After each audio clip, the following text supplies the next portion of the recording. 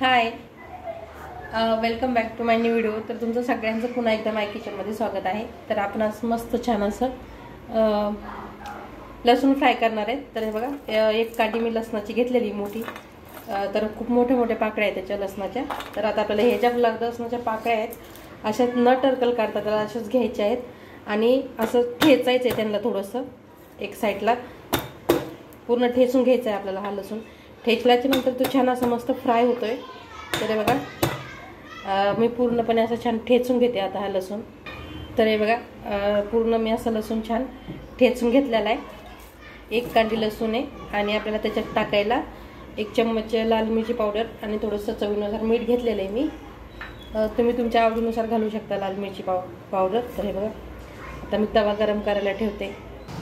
तर हे बघा, कढई गरम करायला ठेवली होती मी आणि एक पळी तेल घालून घेतलेलं आहे। आता हे गरम होईपर्यंत आपल्याला फुल गॅसवर गरम करून घ्यायचं आहे तेल। आणि तेल गरम झाल्याच्या नंतर आपल्याला जे ठेचलेला लसूण आहे तो त्याच्यामध्ये सोडायचा। तर हे बघा, तेल छान गरम झालंय। आता आपण याच्यामध्ये लसूण घालून घेऊ।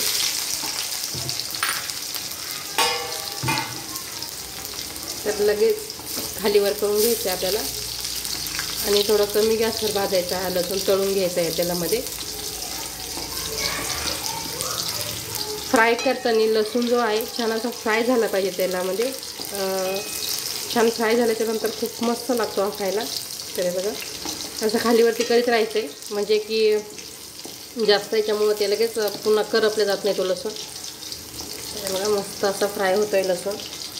आणि आपल्याला याच्यामध्ये चवीनुसार आपल्याला तिखटाचं प्रमाण घालायचं आहे। तुम्हाला पाहिजे तुम्ही तेवढं तिखट याच्यामध्ये घालू शकता। तिखट पण छान लागतो हा फ्राय लसूण। बघा, मस्त वास यायला लागला त्या लसणाचा। आणि हा जो लसूण होता तो ओला असल्यामुळं खूप छान म्हणजे लागतो हा खायला फ्राय झाल्याच्यानंतर। तर हे बघा, तर एकच कांडी मी लसूण फ्राय केला होता, खूप जास्त नाही केलेला।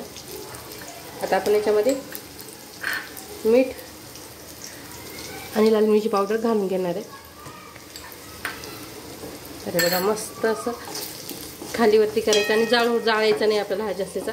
तर हे बघा, पूर्ण असं छान भाजून झालेला आहे। आता मी याला प्लेटमध्ये काढून घेणार आहे। तर हे बघू शकता, छान असा फ्राय झाला आहे। आता आपण याला प्लेटमध्ये काढून घेऊ।